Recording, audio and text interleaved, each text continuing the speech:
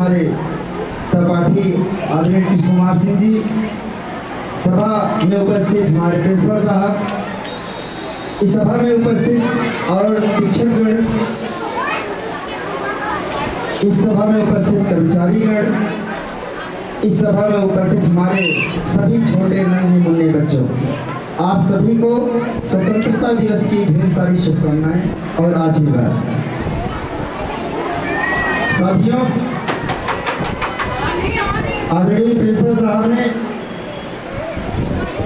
अवसर दिया है, हम आपको कुछ सुनाएं। स्वतंत्रता हमें बच्चों ऐसे ही नहीं मिली। स्वतंत्रता के लिए 1857 के समय से जब मंगल पांडे ने आजादी की का बिगुल फूका था, आजादी की लड़ाई का पहला सोपान उन्होंने चढ़ा था, तब से लेकर 1947 तक आजादी की लड़ाई लड़ी गई। आदरणीय नेताजी, आपका ध्यान आकृष्ट कराना चाह रहा हूँ। बच्चों, इस बात को ध्यान से सुनिए। आजादी की लड़ाई में चाहे हमारे पुरोधा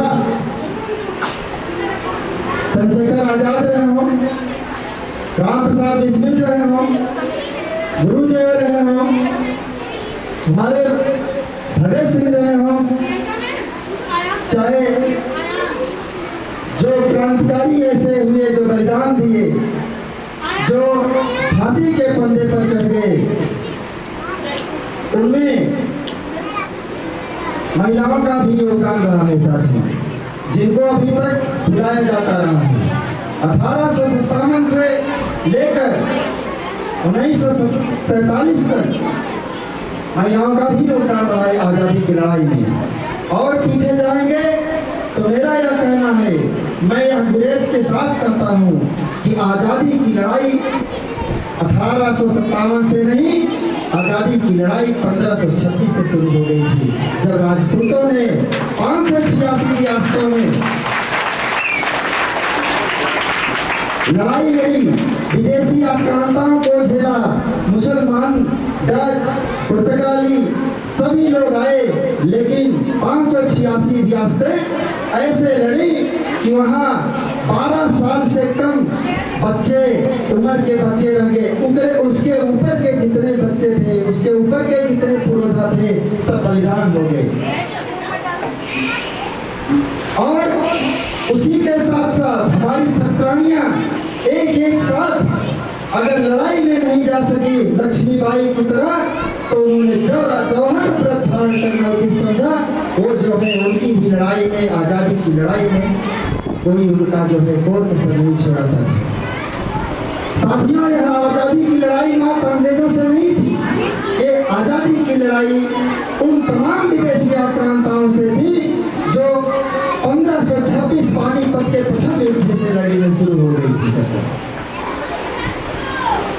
और धीरे धीरे जाकर के हमको आजादी मिली, और ये आजादी पूर्ण रूप से तब मानी जाएगी जो हम 1526 में जो राज्य छोड़कर चले आए, जब तक हमको वो राज्य नहीं मिलेगा तब तक ये आजादी पूर्ण रूप से स्वाधीनता हमारी नहीं मानी जा सकती। साथियों,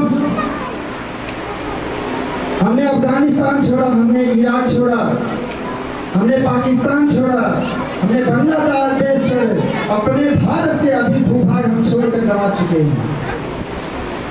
इसलिए आज ये बात कहने में थोड़ा भी युक्त नहीं होगी कि हमारे जो नन्हे मुन्ने बच्चे बैठे हुए हैं, ये भी इस बात को जाने, इनके मन में भी ये बात आए कि ये असली आजादी की लड़ाई तब होगी जब हम अपने त्याग, बल, पराक्रम, अपनी टेक्नोलॉजी, अपने इंफ्रास्ट्रक्चर से पूरी दुनिया को मत देते हुए हमें भी बात कब्जा कर लेंगे।